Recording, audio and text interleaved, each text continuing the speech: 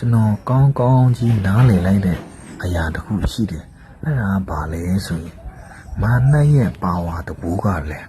ရှော့တွက်လို့မရတဲ့အထဲမှာပါလားဆိုတာကိုကျွန်တော်ကောင်းကောင်းကြီးနားလည်လိုက်တယ်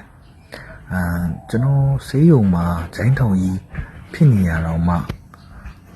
မာနကလေအမျိုးတော့နီလန်းနဲ့ကျွန်တော်တို့လူတွေရဲ့စိတ်ဝိညာဉ်ကိုပျက်စီးအောင်ယူရင်းအောင်စုံစမ်းတတ်ကြတယ်လဲ့ပြားတတ်ကြတယ်အဲ့ဒီထဲမှာဒီနေ့ကျွန်တော်ကမပါတော့ဘူးအရင်အရေးကြီးတယ်ညီကိုတော့တမန်ကျမ်းစာထဲမှာအတိအလင်းပေါ်ပြထားတဲ့အရာတစ်ခုရှိတယ်အဲ့ဒါရှမတ်တဲ့ခရစ်ဝင်ကျမ်းမှာအခန်းကြီး၄